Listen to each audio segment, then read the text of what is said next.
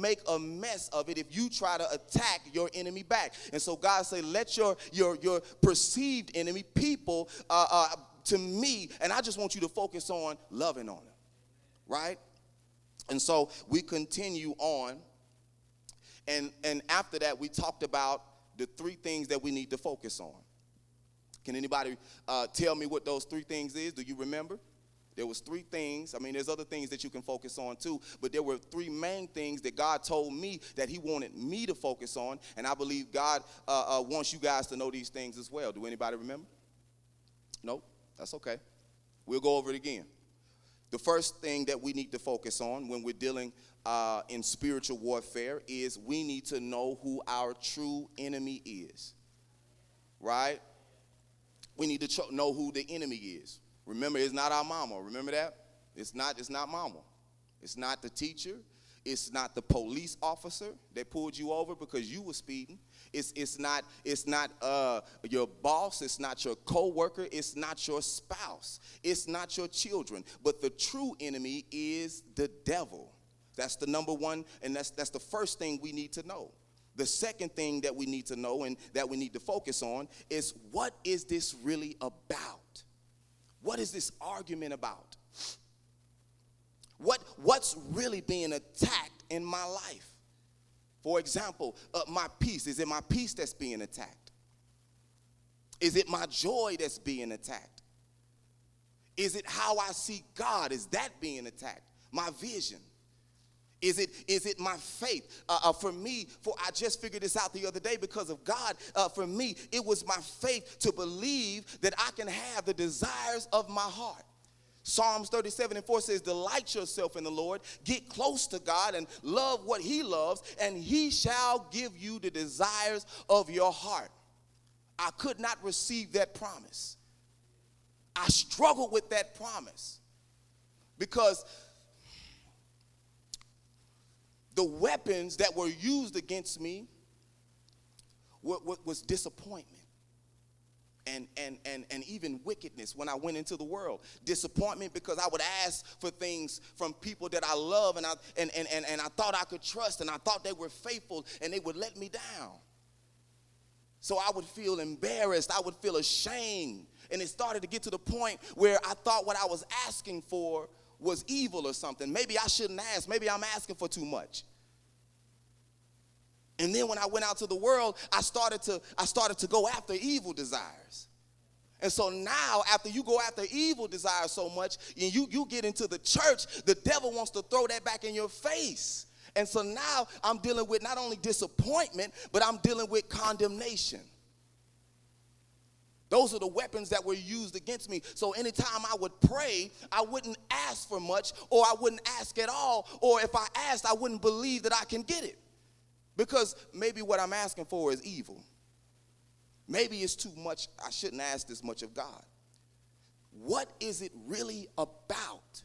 What's being attacked? Is it your faith in God? Is it your peace? You've got to be able to figure that out, because if you can figure out what's being attacked, now the third thing you can ask, well, what are my weapons? How do I fight back? You get what I'm saying?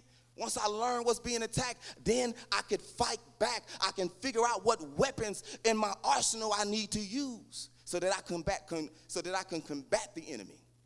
So now that we got that out the way, I want to talk about the third thing. What are our weapons?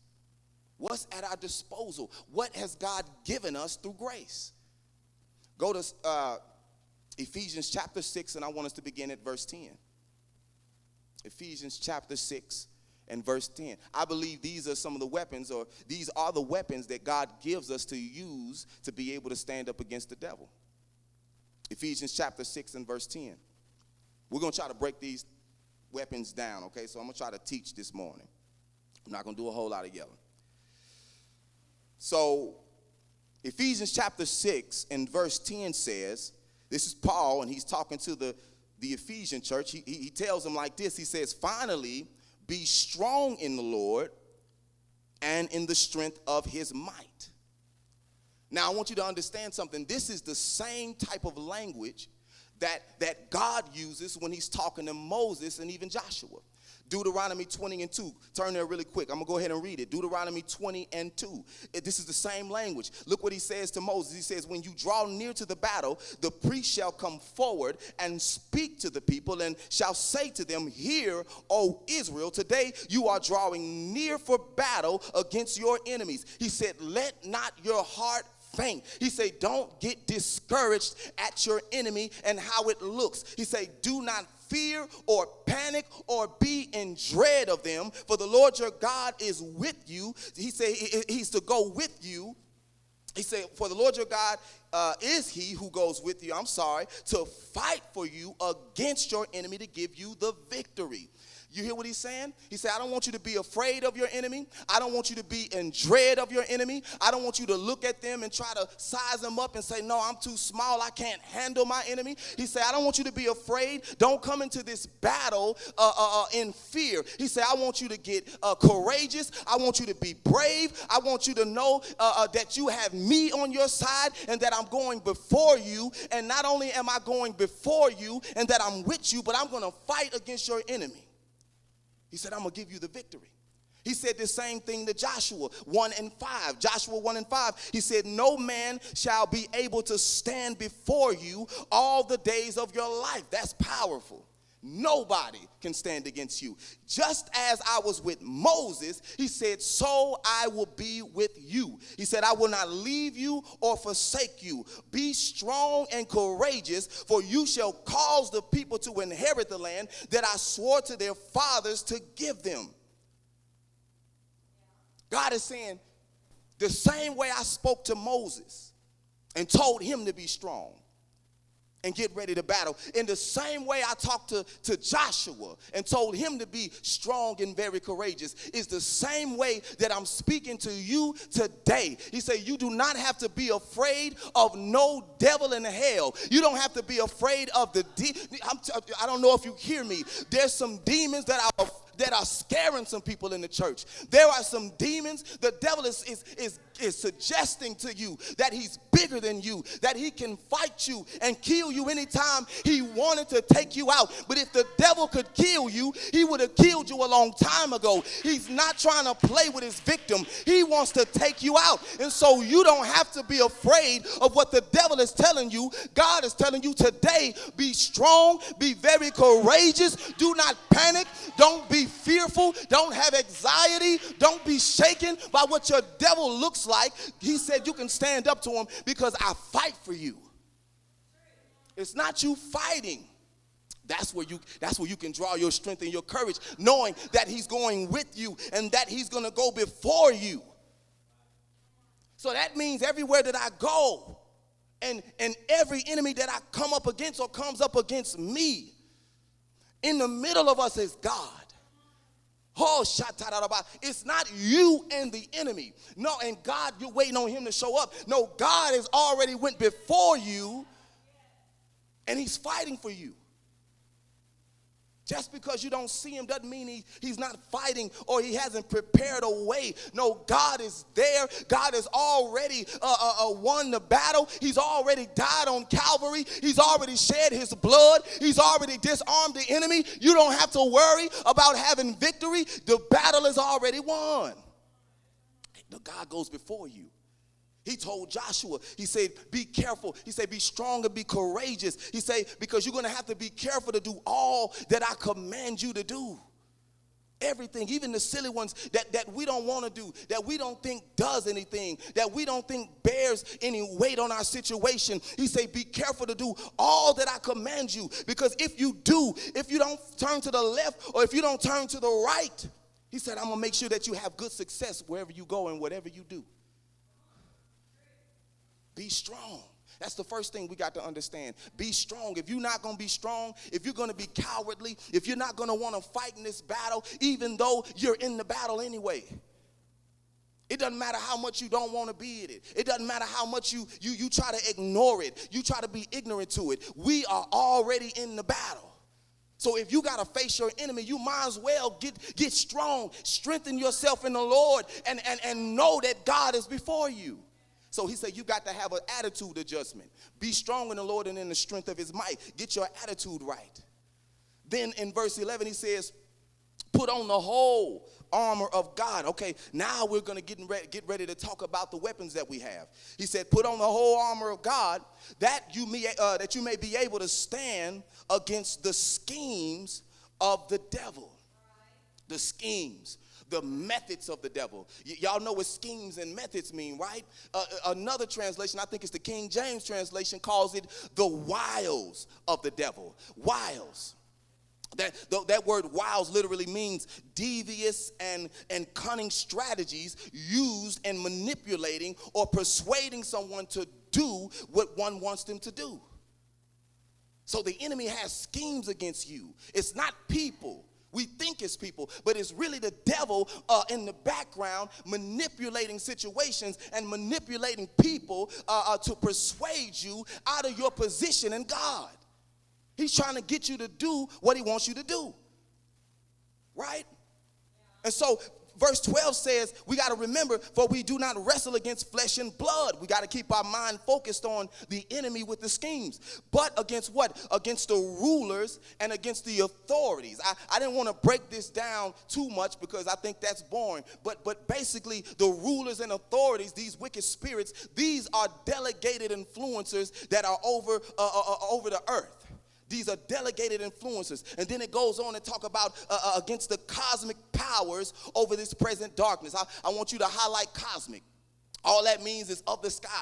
We're going to talk about that a little bit more in a minute. But cosmic powers, he said you're under or you're going up against cosmic powers that's over this present darkness. Right now, that's men under the influence of Satan and his demon. That's the whole of his kingdom, trying to hold you under moral darkness. You're under cosmic powers. And then he says you're up against the spiritual forces of evil in heavenly places. Again, when it talks about heavenly places, it's talking about the sky, the atmospheric regions. This is the heavens of the clouds. You don't believe me? Look it up. This is what it's talking about. A lot of people think that the devil is in hell. The devil is not in hell. His kingdom is not in hell. No, they dwell in the sky region. Remember, Ephesians 2:2 says, for once you walk following the course of this world, following the prince of the power of the what? Air. The spirit that's now working in the sons of disobedience. These spirits are not in hell. They're in the sky. And we got to understand that they're controlling the airways. The trends that you see out there, the fashions, the fad, movies that come out and TV shows, they're pushing agendas. That's why we have to make sure that we're careful about what we're watching and we're careful about what we're listening to. For our kids, what they're watching and what they're listening to. Because if we're not careful, we're going to end up following the course of this world or this generation, and you're going to be under the influence of the present darkness.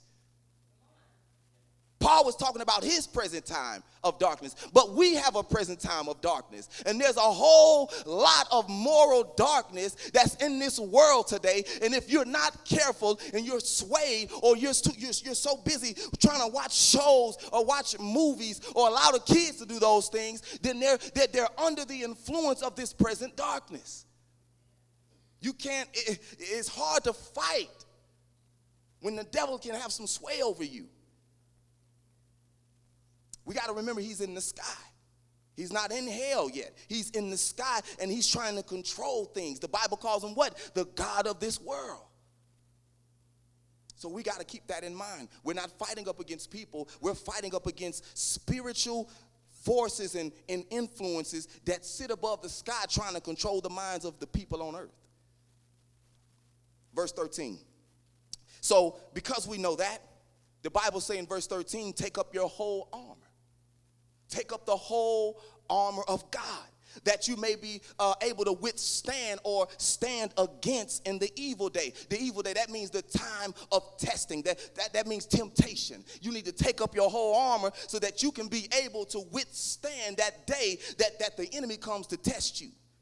And then he says, having done all to stand firm, having all to do all to stand firm in your faith, to stand firm on the truth. Verse 14, he says, stand therefore, having fastened on the belt of truth and having put on the breastplate of righteousness. Okay, now we're going to get into the armor that you got to put on. The first thing he said, if you're going to fight in this spiritual warfare, the thing that you have to equip yourself with first is that you have to fasten on the belt of truth.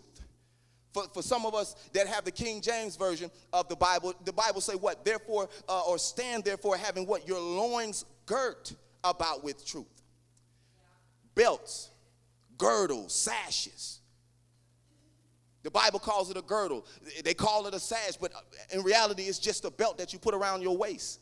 And what does a belt do? What's the function of a belt? What does a belt do? It's easy. Ain't a trick question. Huh? It pulls your pants up. It holds things together. It holds things up. It holds things in place. See, for us, we just needed men, and I'm trying to think of a case when women need a belt. I can't think of one on the top of my head, but today we use it to hold up our pants. But for the Jewish people of that time, they wore tunics and long undergarments that needed to be held together. Otherwise, their outfit would be loose, and they couldn't really move as freely and as efficiently as they wanted to. God told Jeremiah in chapter 1 and verse 17, chapter 1 and verse 17 of Jeremiah, this is what he said. He said, thou therefore gird up thy loins and arise and speak unto them all that I command thee, but be not dismayed at their faces, lest I confound thee before them. He said, before you arise. He didn't say arise first. He said, before you can get up and go do what I'm asking you to do, I need you to gird up your loins first. So remember, you have to, before you can get up, I want you to notice the language that God is using. Before that man could get up and go do what God is asking him to do, he said, I need you to tighten up your belt.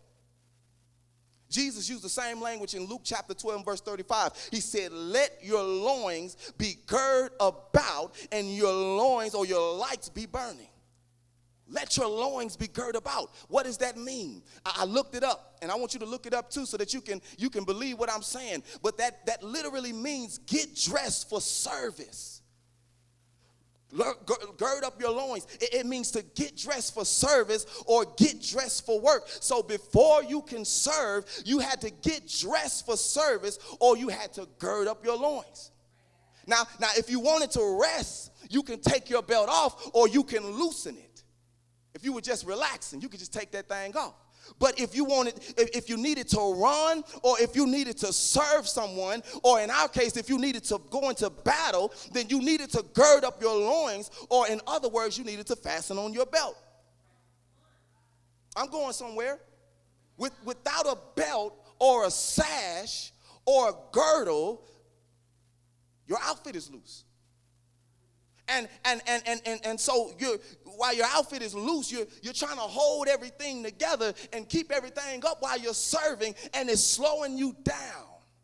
So God told Jeremiah, I need you to go and do something for me. Jesus said, you got to be ready so that when the master come back to the house, you can be ready to open the door when he comes and knocks. He said, you've got to make sure that your belt is fastened so that you can move effectively and freely and as quickly as I need you to move.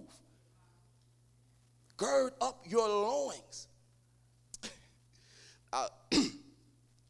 This makes me think about when people sag their pants. I know y'all see that all the time. And I used to do it myself. I did. Now, I never understood the logic behind it. I just thought it was cool. I was like, well, if they doing it, then maybe I should do it. But I never could understand and wrap my mind around why our pants is down to our kneecaps. Because it's restrictive. It doesn't help. I didn't really think it was cool. I liked it because such and such was doing it. So I did it for a fashion statement, I guess. But sagging, if you ever seen people sag their pants, if you ever seen them walk while they're sagging, they're always trying to hold their pants up while they're walking down. You ever seen somebody walk down the street and their pants is below their knees? How does it help a person? You look cool, but you can't even walk right. I mean, you don't think you look cool. They look cool. But they think, that culture think they look cool. And the crazy part about it is it restricts your movement. You lose one of your arms. So you literally walking around like this. And you limping because you can't keep your pants up. So you got to walk like a penguin. Man, when I stopped sagging, when I finally broke free of that and said, I'm not sagging no more, and I put a belt on my waist, man, I got both my hands back, and I was like, I can do so much more. I can get things off the counter with two hands. You know what I'm saying? You ever seen somebody run sagging? My foot hurt. I shouldn't be running. But they're too busy fighting with their pants, trying to keep it up on their waist, and they're trying to escape or run or do something. And it restricts their movement.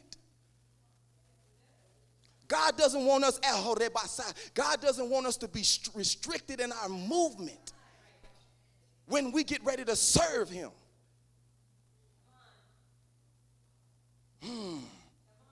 Hallelujah. Paul said, stand therefore. That means prepare yourself by fastening on the belt of what? Truth. So he's saying you can't even put on the rest of your armor. We want to put on the armor of God. But if you don't fasten your belt of truth on first, then you cannot put the rest of your armor on. I want to, 1 Peter chapter 1 and verse 13, we're going to take this thing home. I want to make it even clearer. Lord, help me. 1 Peter chapter 1 verse 13, and do the King James Version. 1 Peter chapter 1 and verse 13. Look what Peter saying. Peter says, wherefore, gird up the loins of your what? Mind. So Paul is not talking about a literal waistband or a belt around your waist. No, Paul is talking about putting a belt around your mind. He's talking about fastening. Look at 1 Peter chapter 1 and verse 13 in the ESV. Look at the language on that one. Watch how it translates. 1 Peter chapter 1 verse 13 ESV. Look, it says, therefore, what? Preparing your minds for action and being sober-minded. God is saying you need to get your minds prepared to fight by preparing your minds. In other words, he's saying you need to make yourself ready to serve. And the only way that you can do that is by girding your mind with the truth. The only way that you can prepare to battle in spiritual warfare and get your armor on and keep it secure and locked in place is by wrapping truth around your mind. David said in Psalms, you desire truth in the inward parts. You desire truth. There are people that are trying to serve God without truth in their inward parts. Jesus said in John chapter 12 and verse 26, if anyone serves me, he must follow me. And where I am, there will my servant be also. You're not really serving if you're not following Jesus. What do you mean? A lot of people are out there claiming that they serve, but they don't follow Jesus' teaching. That's what that means. It means to follow his teaching. In other words, it means to serve according to truth. Jesus said that this person, this disciple, if you will, they must follow me and where I'm going, because he's going somewhere. Where I'm going, if he follows my teaching, if he follows according to truth, then there my servant will be also. And if anyone serves me, the Father will honor him. The same way the disciples followed Jesus physically is the same way that we need to be following Jesus' teaching spiritually. That's how you know you're following after Jesus, because you're following his teaching. You can't see him physically. So the only way that you know by faith that you are right behind him and where he is, you are, is you're following his word. It doesn't matter how much you serve your church. It doesn't matter how much you serve in your community. It doesn't matter even how much you serve your family or how much you say that you serve in God. If it's not according to truth, which means to follow after Jesus, then where he is, you won't be. And the Father will not honor you. People will honor you. People will applaud you. They will celebrate you. They'll promote you. But God will not honor you. That's totally two different things. So I've got to make sure that I remember, just because someone is saying that I'm doing a good job, that doesn't necessarily mean that God is telling me that I'm doing a good job. Just because people are saying, I love the way you serve, you're such a servant, doesn't mean that God is saying you serving according to truth. There's a way to serve, and it's not according to truth. You can serve your church, you can serve your community, you could be serving your family, you could be serving God and serving ineffectively. We don't think about that. We serving and serving and serving and serving and serving and serving and giving, but we're doing it the wrong way. We wasting and exhausting all of this energy, and we haven't even once come to the word and said, well, this is line up with the truth. How God wants me to serve. Not how you want me to serve, not how you think I should serve, not what pleases and gets your approval, but it pleases and it gets approval of my Father so that he can honor me. Because, there's a noticeable difference when you're serving according to truth versus serving according to what somebody thinks you should serve like. There's a noticeable difference when someone, a person honors you than when God lifts you up. Romans 12:1 says, I beseech you, therefore, brethren, by the mercies of God, that you present your bodies a living sacrifice, holy and acceptable unto who? God, which is your reasonable service. Is your sacrifice acceptable to God? Because if it's not, then you're not even giving him reasonable service. And reasonable, that means in the Greek, it means logical. I can't say the word in Greek, but it means logical. Or in other words, of the word. Are you serving according to the word? Quickly, go to Isaiah chapter 11 and verse 3. Isaiah chapter 11 and verse 3. Now I want you to keep in mind, this is Isaiah prophesying about the king or the Messiah to come, Jesus. Okay, he's talking about the man that he's talking about Jesus. Isaiah chapter 11 and verse 3. The Bible says in verse 3, and he shall, and his delight, shall be in the fear of the Lord. He shall not judge by what his eyes see or decide disputes by what his ears hear, hearsay. But with righteousness he shall judge the poor, and decide with equity for the meek of the earth. And he shall strike the earth with the rod of his mouth, and with the breath of his lips he shall kill the wicked. Here it is right here, underline and highlight this. Verse 5, righteousness shall be the belt of his waist, and faithfulness the belt of his what? Loins. And then when you read verse 6, it goes into the wolf shall be able to dwell with the lamb, and the leopard shall be able to lie down with the young goat, and the calf and the lion and the fatted calf, they'll be able to be led by a child. None of that can happen unless righteousness was on his belt. Isaiah is saying, Jesus, he's not able to, he wouldn't be able to righteously judge or defend the cause of those who couldn't defend themselves against wickedness. If righteousness and faithfulness, or another way you can say faithfulness, truth. If righteousness and truth wasn't wrapped around his loins, we've got to understand as people of God that represent him that everything has to be done in truth, or you can't serve effectively. You can't serve effectively. You can't judge effectively. You can't minister effectively. And last but not least, and while we're here this morning, you can't fight in spiritual warfare effectively. You can't. Paul said, stand therefore having fastened on the belt of truth. What does belts do again? I can't hear nobody. I never sound the bands in the belt. What does the belt do?